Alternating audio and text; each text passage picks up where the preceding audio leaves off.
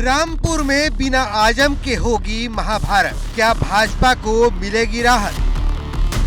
आजम के सामने आकाश की चुनौती, रामपुर में भीषण भिड़ंत होगी। ये 45 साल में पहली बार है जब रामपुर की सीट दांव पर लगी है, लेकिन मैदान में आजम खान और उनके परिवार से कोई नहीं है, क्योंकि इस सीट पर 1977 से लेकर 2022 तक 12 विधानसभा चुनाव आजम खान ने लड़े, जिसमें से 10 बार उनको जीत मिली तो 2 बार हार का सामना भी करना पड़ा। 2019 में आजम खान के सांसद बनने के बाद हुए उपचुनाव में उनकी पत्नी तजीन फातिमा ने चुनाव लड़ा था। ऐसे में कयास लगाए जा रहे थे कि फिर एक बार आजम के सीट पर उनकी पत्नी तजीन फातिमा चुनाव लड़ सकती हैं। लेकिन आजम खान ने अपनी सीट के लिए आसिम राजा को चुना, जो इससे पहले इसी साल रामपुर से लोकसभा का उपचुनाव हार चुके हैं। रामपुर में पिछले 45 साल में पहली बार ऐसा होगा जब आजम खान या उनके परिवार से चुनावी मैदान में कोई नहीं होगा।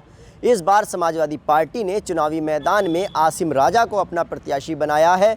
ये सीट आजम खान की परंपरागत सीट कहलाती थी और 10 बार आजम खान इस सीट से विधायक चुने गए थे। आसिम राजा वही हैं जो पिछले लोकसभा उपचुनाव में भारतीय जनता पार्टी से हार गए थे।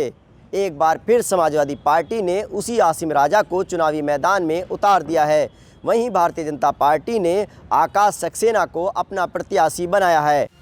भाजपा ने रामपुर में आजम को चुनौती देने के लिए आकाश सक्सेना को उतारा है, जो आजम और उनके परिवार के खिलाफ दर्ज 43 मुकदमों में सीधे पक्षकार है। उनकी आजम परिवार से लड़ाई 2018 में अब्दुल्ला के फर्जी बर्थ सर्टिफिकेट के मामले में शुरू हुई थी, जो आजम की विधानसभा सदस्यता जाने तक जारी। मतलब एकदम साफ है कि रामपुर में आजम की एक साथ कई परीक्षा होने वाली है। पहली परीक्षा इस बात की कि मुस्लिम वोटर पर उनकी पकड़ कितनी मजबूत है, क्योंकि रामपुर में 60% वोट मुस्लिमों का है, जबकि 40% वोट हिंदुओं का है। अगर वाकई आजम की पकड़ मुस्लिम वोटर पर है तो आसिम राजा को जीतने में कोई मुश्किल नहीं आएगी। लेकिन अगर भाजपा ने कमल खिला दिया तो साफ हो जाएगा कि मुस्लिमों के दिल में भाजपा के लिए जगह है। वैसे भी भाजपा लगातार न सिर्फ पसमानदा काट खेल रही है, बल्कि मुस्लिमों को अपने साथ बता रही है। ये पार्टी का बहुत बहुत आभार।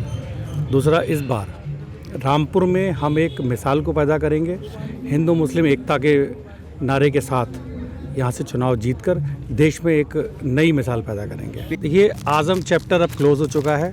रामपुर में अब सिर्फ विकास की बात होगी, विकास की बात होगी और सिर्फ विकास की बात होगी। जैसे जैसे वक्त बीत रहा है, रामपुर का चुनावी घमासान तेज हो रहा है, क्योंकि आसिम राजा और आकाश सक्सेना ने नामांकन पत्र खरीद लिया है और अब गुरुवार का दिन सबसे अहम माना जा रहा है, जब सपा प्रत्याशी आसिम राजा और भाजपा के प्रत्याशी आकाश सक्सेना अपना नामांकन भरेंगे। मतलब एकदम साफ है, मैनपुरी के बाद रामपुर वो दूसरा किला है जो सूबे की सियासत का पारा चढ़ा रहा है। रामपुर से उबैदुर रहमान, एबीपी गंगा।